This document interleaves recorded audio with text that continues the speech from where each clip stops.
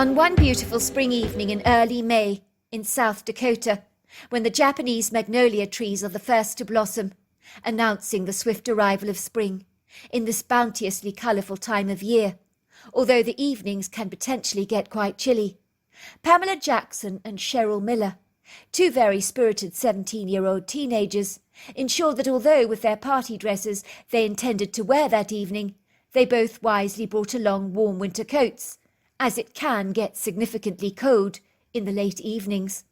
They were both intending to attend a party being hosted in Vermillion, South Dakota.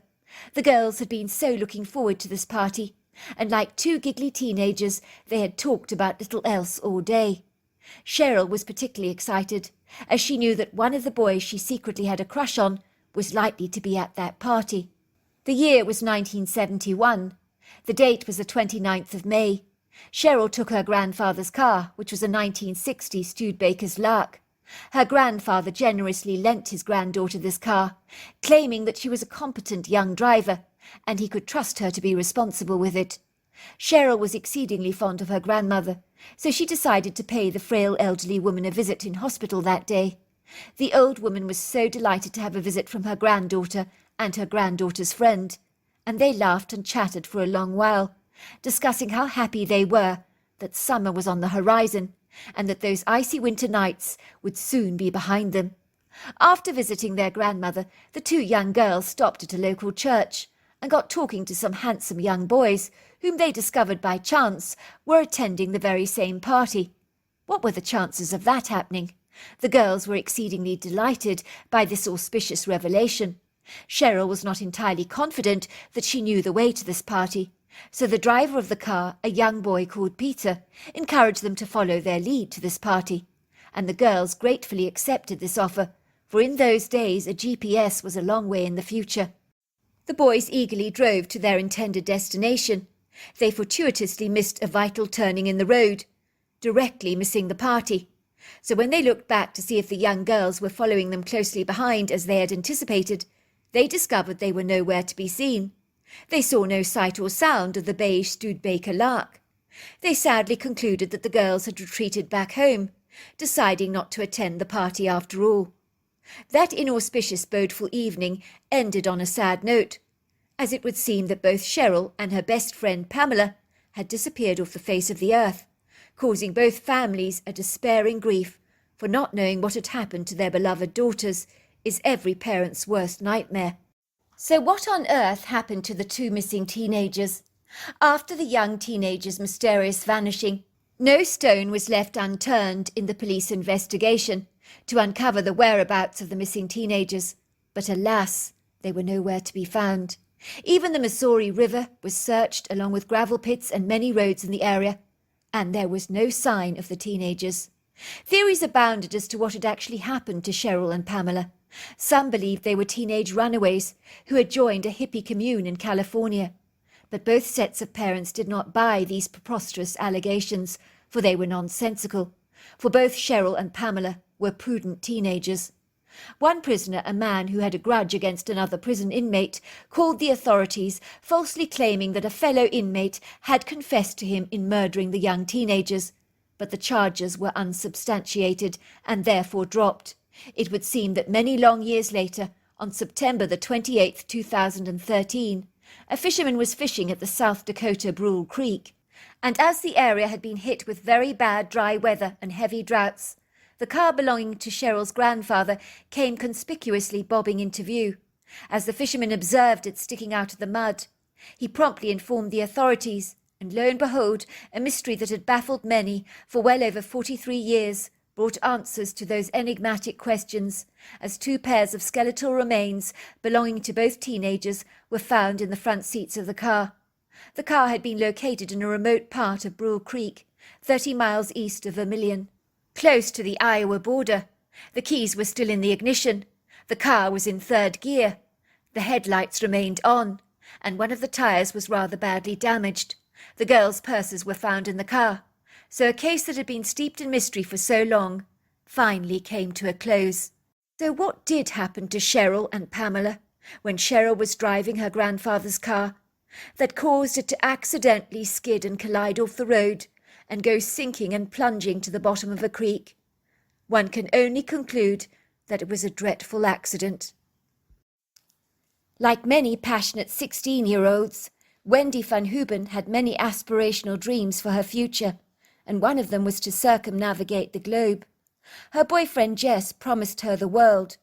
He would gladly whisk her away from her family, take her exploring, and the idea of such an exciting, intrepid adventure was almost impossible for her to resist. So it was on February the 22nd, 1977. Wendy guilefully fleeced her parents, telling them she was staying over at a friend's house. Ostensibly, she ebulliently abandoned her parents' home in Woodstock, Illinois, and went on a road trip with another couple, where they slept in a car, stopping at different states. The couple finally dropped them off in Bradfordton, Florida, where they parted company. Wendy's parents were beside themselves with grievous concern, as they discovered Wendy had played truant at school for well over a week. They reported her missing, knowing that the whimsically naive teenager could be in perilously grave danger. She was vulnerable, impetuous, exceedingly gullible. They were very distressed by her disappearance, begging the police to find their daughter as soon as possible, as time was of the essence. The two dewy-eyed callow teenagers sought shelter from the elements under Dade Bridge with many homeless people. One day after Wendy's pride had plummeted and she admitted defeat, she acknowledged she needed help from her parents, so they received a phone call from her, asking them to please send her $200 for a trip back home. The parents were overjoyed to hear from their daughter again.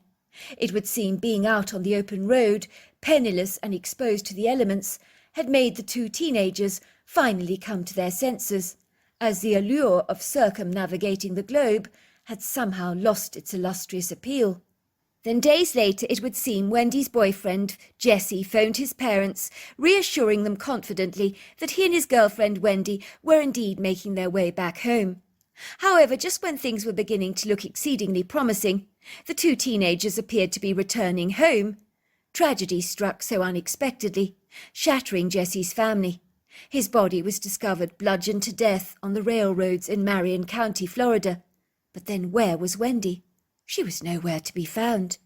Whoever had murdered Jesse was not interested in his money at all, as dollar notes were found in his pocket, along with half a smoked cigarette, and even more incongruously bizarre, a single drop of Wendy's blood that was discovered on his jacket, leaving the police with more questions than answers to this conundrum. So who in the world would kill a young, impressionable teenage boy like this? And what had happened to Wendy van Hooben? Just when Wendy's parents' hearts were broken, for they had lost all hope that they would ever see their daughter alive again, a few weeks later they received a phone call from Wendy, from M.A. Phillips 66 service station. By all accounts, the father was not entirely sure that the caller was in fact his daughter, but after examining CCTV footage, they were certain that the teenager in the picture was indeed their missing daughter. But once again, she mysteriously disappeared off the radar and did not contact them again. It would seem that a lone drifter claimed that he had personally spotted Wendy hanging around with a one-legged man, who he described as an unscrupulous, unsavory character. But once the man was located, he denied having any contact with Wendy. It appeared he was speaking the truth.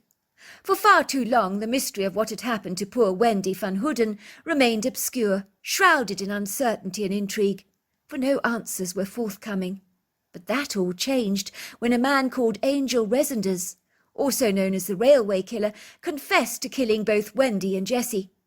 This unhinged, unsavoury character met the young, ingenuous teenage couple at a railway yard, often frequented by the homeless. They had asked him if he knew where they could find gainful employment without identification, given their young age. The teenage couple were easily exploitable and over-trusting, for a discerning adult would have had extreme misgivings about this dubious-looking character. But two innocent 16-year-olds were easily fooled by his guileful ways. "I'll take you to the orange fields myself," he told them. "They pay you cash in hand. It's good money." The teenagers were thrilled by this revelation. It might mean they need not return home if they could make their own income. The young couple were thrilled at this prospect of making easy cash, so they travelled for 85 miles on a train that stopped at Ocala. Jesse followed Resonay when he got off the train, eager to see what Resonay was doing. Little did Jesse realise that he was seconds away from being bludgeoned to death by a metal hose. Resonay hit him 2 times, killing him on the second blow, deriving a measure of macabre satisfaction from killing the poor teenager. Resonay continued on his journey with Wendy, whom couldn't fathom what on earth had happened to her boyfriend. Finally, Wendy and Resonay got off the train at Oxford, where Resonay strangled Wendy close to the train tracks, where he covered her body with a military jacket, 15 miles from where Jesse's body was found. The police recovered the remains of Wendy, but as to why the railway killer murdered these young teenagers, the answers may never be uncovered. But it would seem he enjoyed the thrill of killing a vulnerable human being. And so it was Jesse and Wendy, who had so much to live for, with the world at their feet, and a fervent passion for nature, lost their lives so needlessly, due to their innocent naivety that seduced them into believing that Resonay had their best interests at heart, and their faithful trust in him backfired, with devastating consequences, rupturing the lives of those who loved them, and leaving behind parents whose hearts were so badly broken.